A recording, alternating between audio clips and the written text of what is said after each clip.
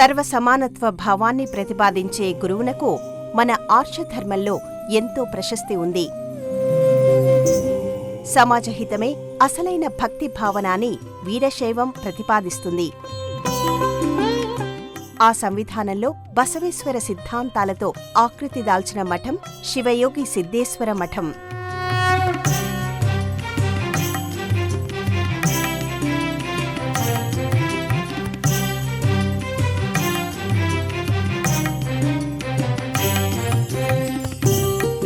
వీరశైవ లింగాయత సాంప్రదాయానికి పేరెన్నికగన్న అతి ముఖ్యమైన మఠాలలో శ్రీ శివయోగ సిద్ధేశ్వర మఠం ఒకటి.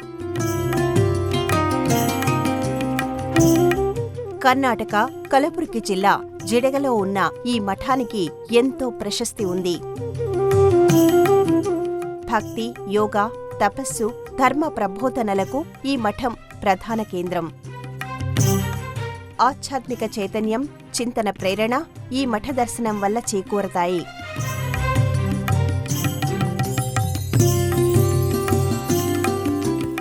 శివయోగి సిద్ధేశ్వర తపస్సు, బోధనలు, సేవా కార్యాల స్మరణ కేంద్రంగా ఈ మఠం విలసిల్లుతుంది.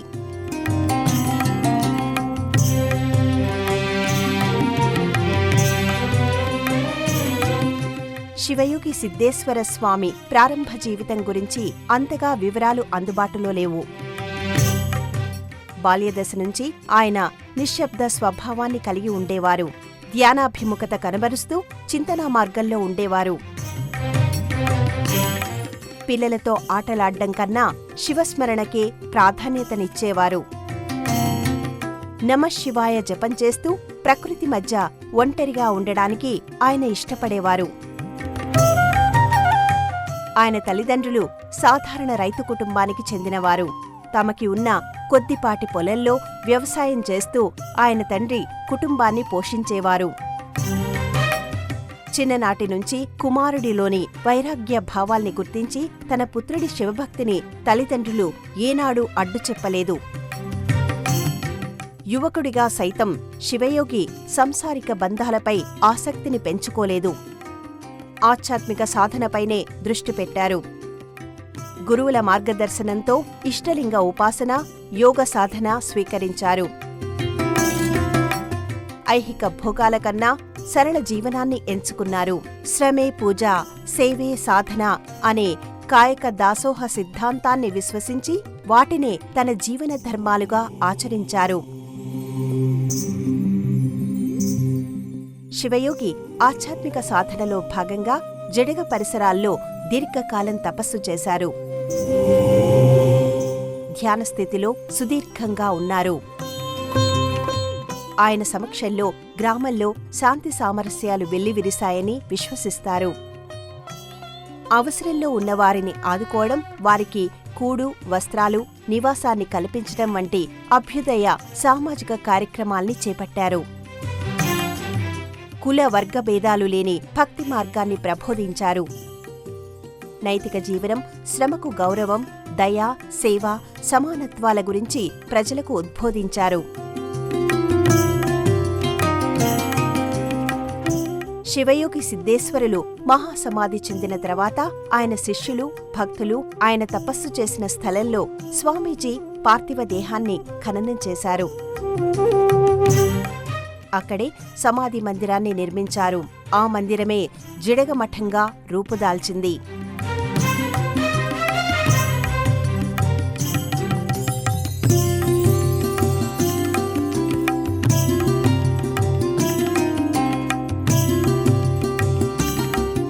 జడగమఠంగా ఆ సమాధి స్థలమే వీరశైవ ధర్మ ప్రచార కేంద్రంగా, ఆధ్యాత్మిక విద్యాసేవా కార్యకలాపాల కేంద్రంగా ఎదిగింది.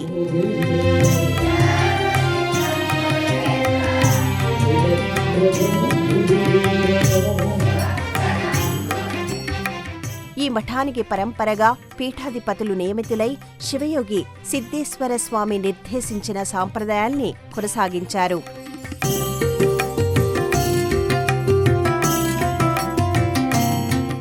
ప్రతినిత్యం పూజలు, ఆరాధనలు, హారతులు, అభిషేకాలు, అన్నదానాలు, దాసోహ సేవలు, ప్రవచనాలు ఇలా నిత్యారాధన పరంపర ఈ మఠంలో కొనసాగుతోంది. లింగాయత్, వీరశైవ సాంప్రదాయంలో ఈ మఠానికి ప్రముఖ స్థానం ఉంది. వీరశైవ సిద్ధాంత ప్రచారంలో ఈ మఠం ఎంతో క్రియాశీలంగా ఉంది.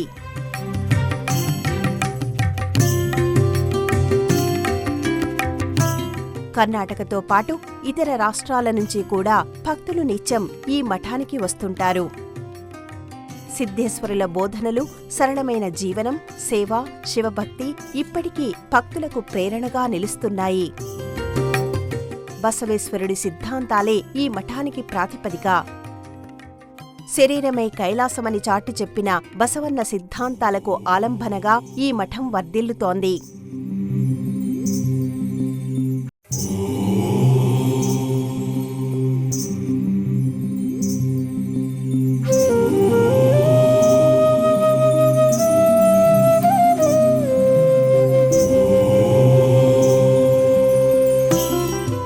కాయకమే కైలాసం, శ్రమయే దైవం, పనియే సాధన, కర్మయే దైవస్వరూపం. పని దైవారాధనతో సమానం. పనిని, కర్మను, కర్తవ్యాన్ని విస్మరించి దైవాన్ని షోడశోపచారాలతో పూజించినంత మాత్రాన ఆ దైవం కృప లభించదు. కర్తవ్య దీక్షలో మున్ముందుకు సాగిపోయే వారినే పరమాత్మ సైతం ఇష్టపడతారు అనేవారు మఠాధిపతి శివయోగి స్వామి. పనియే సాధన అనే సూత్రాన్ని లక్ష్యంగా, ప్రాతిపదికగా చేసుకున్న ఆధ్యాత్మిక పీఠం ఇది. నిర్వహించే పనిలోనే దైవాన్ని దర్శిస్తే అటు ఆధ్యాత్మిక పురోగతితో పాటుగా లౌకికపరమైన అభ్యున్నతి కూడా కలిసి వస్తుందనేది ఈ మఠం సిద్ధాంతం. బసవేశ్వరుడు ప్రబోధించిన కాయకమే కైలాసం, శ్రమే దైవం అనే సిద్ధాంతం ఈ మఠానికి జీవనాడి. ఆయన ప్రబోధనలకు అనుగుణంగా స్థాపించిన సిద్ధేశ్వర మఠం పీఠాధిపతులందరూ ధర్మ ప్రబోధాల్ని కొనసాగించారు. ఆధ్యాత్మికత అంటే చేసే పనిని విడిచిపెట్టి ముక్కు మూసుకొని నిర్జన ప్రదేశంలో కూర్చోవడం కాదన్నారు.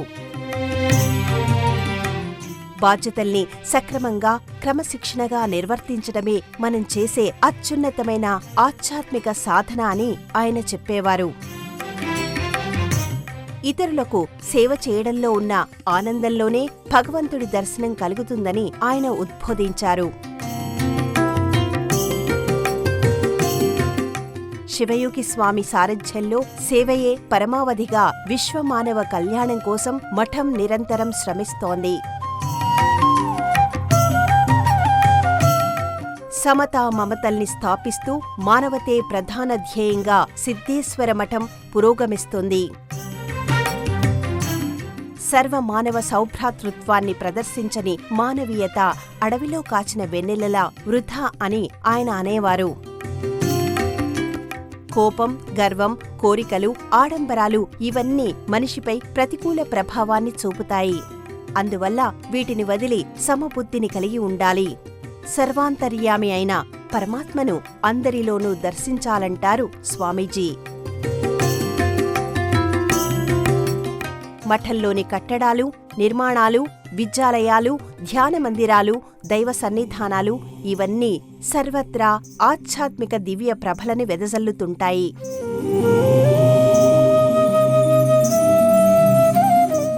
సువిశాల ప్రాంగణంలో ఉన్న ఈ మఠం ఓ ఆధ్యాత్మిక దివ్య ప్రాభవానికి మచ్చుతునక. శివయోగి సిద్ధేశ్వర సందేశ సమాహారం సదా ఆచరణీయం. శివభక్తి, సరళయుత జీవనశైలి, దాసోహం, సేవాభావం వంటి అంశాలు ఆయన ఆధ్యాత్మిక చింతనలో ప్రకటితమవుతాయి. శివుడు ఆలయంలో మాత్రమే కాదు, మన హృదయంలో సైతం ఉన్నాడు. సాధనతో శోధిస్తే గోచరమవుతాడు. ప్రతినిత్యం శివలింగారాధన, ధ్యానం, జపం, శివభక్తులు నిర్వహించడం వల్ల చిత్తశాంతి ఏర్పడుతుంది. ఆడంబరాల కన్నా ఆత్మశుద్ధి మిన్న. ఆత్మ ప్రక్షాళనే అసలైన ఆధ్యాత్మిక చింతన.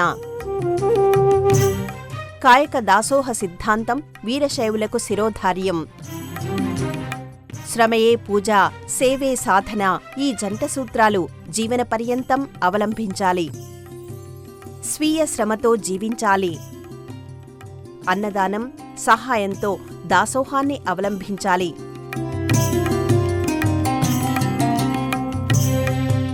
లోభం, అహంకారం, అత్యాశలు త్యజించాలి. ఏది ఎప్పుడు ఎక్కడ ఎంత అవసరమో అంతవరకే వస్తువుల్ని, మాటల్ని వినియోగించాలి. అతి అనర్థదాయకం. వినయమే ప్రతి వ్యక్తికి నిజమైన అలంకారం. సమానత్వమే మన జీవన సిద్ధాంతం కావాలి. కుల వర్గ భేదాలకు అతీతంగా జీవించాలి. భక్తులందరూ శివస్వరూపులే. ఆత్మగౌరవంతో జీవించాలి. అహింస, కరుణ, దయల్ని ప్రదర్శించాలి. ప్రతి జీవిలో శివత్వాన్ని దర్శించాలి. పరుషమైన మాటల కన్నా దయతో కూడిన మాటలు మాట్లాడాలి. క్షమ గొప్ప శక్తిని అందిస్తుంది. బాహ్య ప్రదర్శన కంటే అంతర్పరిశీలన ఘనమైనది. మౌనానికి ఎంతో శక్తి ఉంది. మౌనం కూడా ఉపదేశమే. మనశ్శాంతి ద్వారానే జీవితం శాంతియుతమవుతుంది. సత్యమనేది కేవలం మాటల్లోనే కాదు, చేతల్లోనూ ఉండాలి. మోసం చేసి సంపాదించిన ధనం అరిష్టదాయకం, శాంతిని ఇవ్వదు. ధర్మ మార్గంలో ఆలస్యం ఉన్నా అంతిమంగా విజయం లభిస్తుంది. గురువు ఉపదేశాలను జీవితంలో అమలు చేసి సత్ఫలితాలు సాధించడమే గురువుకు అసలైన గురుదక్షిణ. చదువు, శ్రమ, నైతిక విలువలతో కూడిన జీవనం వల్ల వ్యక్తులతో పాటు సమాజం వికాసం చెందుతుంది. శివుడిని పూజించాలన్నా శారీరకంగా, మానసికంగా అర్హత సాధించాలి. మనసును శుద్ధి చేసుకోవాలి. శ్రమించాలి, సేవ చెయ్యాలి, సత్యపదంలో జీవించాలి. అప్పుడే శివపూజకు అర్హత లభిస్తుంది. ఇవన్నీ సాధించాక శివస్మరణ చేసినా అది శివపూజతో సమానం. శివయోగి సిద్ధేశ్వరులు ఎన్నో అద్భుతాలను ఆవిష్కరించారని ఆశ్రమ చరిత్ర, స్థల పురాణం వెల్లడిస్తోంది. ఇవి భక్తుల విశ్వాసాల ఆధారంగా నిలిచిన అనుభవాలుగా ప్రస్తావిస్తారు. శారీరక, మానసిక రోగులు ఈ ఆశ్రమ సందర్శన తర్వాత స్వస్థత పొందుతారని నమ్మకం. అలాగే దీర్ఘ కరువు కాటకాల సందర్భంలో ఇక్కడ అభిషేకాలు చేస్తే సత్వరమే వర్షం కురుస్తుందని విశ్వాసం. ఎంతమంది వచ్చినా ఆహార కొరత లేకుండా అందరూ సంతుష్టులు అవ్వడం శివయోగి కరుణగా పేర్కొంటారు. ఎన్నో సమస్యలకు ఈ ఆశ్రమ దర్శనం తర్వాత పరిష్కారం లభించిందని భక్తులు చెబుతుంటారు. ఉద్యోగం, వ్యాపారం, సంతానం, కుటుంబ సమస్యలు, ధనవృద్ధి, ఇలా సమస్య ఏదైనా వెంటనే శివయోగి సిద్ధేశ్వరుల అనుగ్రహం వల్ల పరిష్కారం లభిస్తుందని భక్తులు పేర్కొంటారు.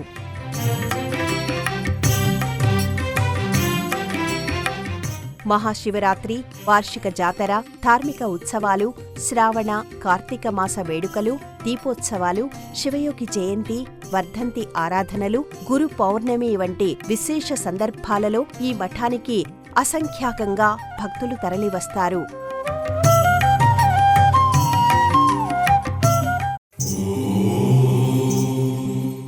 జిడగలో ఉన్న శివ సిద్ధేశ్వర పీఠం వీరశైవ లింగాయత్ మఠ నిర్మాణానికి ప్రతీక. శివయోగి సిద్ధేశ్వర మహాత్ముని తపోభూమిగా, సమాధి స్థల నేపథ్యంగా దశలవారీగా అభివృద్ధి సాధించింది. గ్రానైట్ రాయితో తీర్చిదిద్దిన సిద్ధేశ్వరుల విగ్రహం సజీవ కళతో అలరారుతోంది. సమాధి పీఠంపై ఇష్టలింగ ప్రతిష్ఠ నిర్వహించారు. ఇక్కడ అఖండ దీపం వెలుగుతుంటుంది.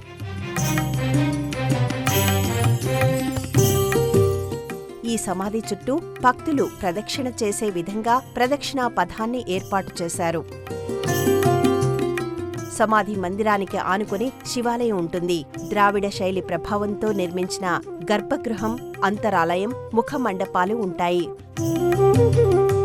ముఖమండపం విశాలంగా సామూహిక ఆరాధనలు, అర్చనలకు వీలుగా ఉంటుంది.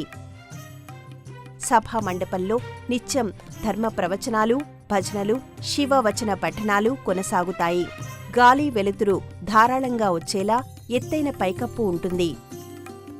ఆలయ గోడలపై వీరశైవ తత్వ సూక్తులు, దాసోహ సందేశాలు లిఖితమై ఉంటాయి. దాసోహ భవనం పేరిట అన్నదానశాలను ఈ మఠంలో ఏర్పాటు చేశారు. మఠ సాంప్రదాయానికి హృదయంగా ఈ దాసోహశాలను అభివర్ణిస్తారు. జాతరలు, ఉత్సవాల సమయంలో భక్తులు పెద్ద సంఖ్యలో ఇక్కడికి విచ్చేస్తారు.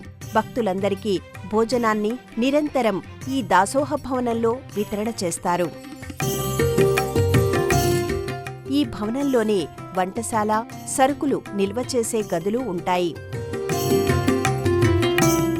పీఠాధిపతుల నివాస గృహం, కార్యాలయం ఒకే భవనంలో ఉంటాయి.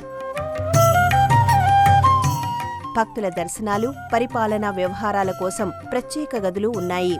గ్రంథాలయం, పఠన మందిరాలు ప్రత్యేక ఆకర్షణగా నిలుస్తాయి.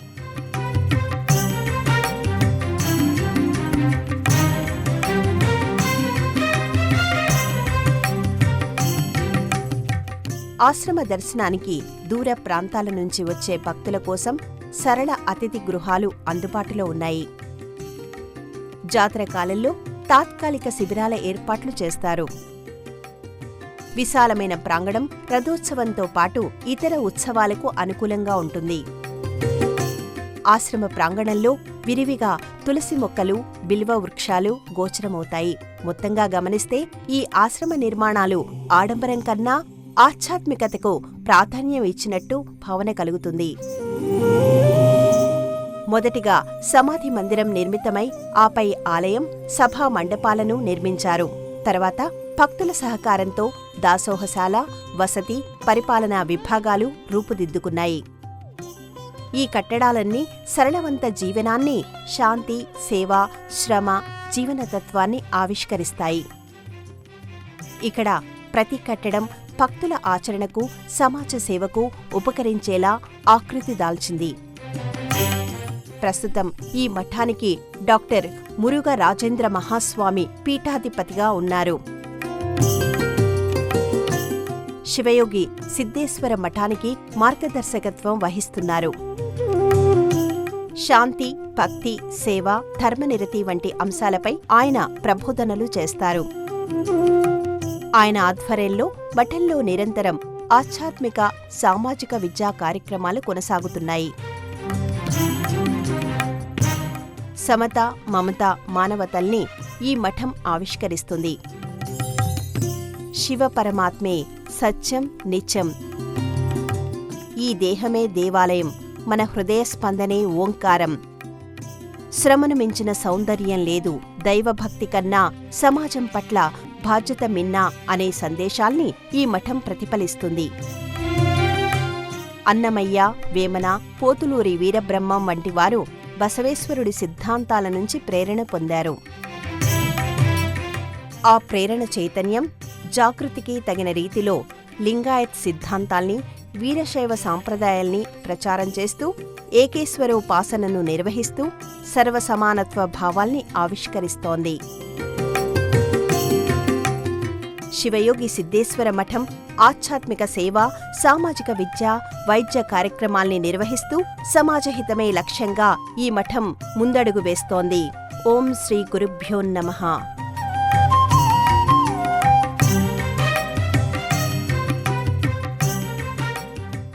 ఈ కార్యక్రమాన్ని తిరిగి చూడాలనుకుంటే www.youtube.com/@ETV Life Spiritual లో చూడవచ్చు.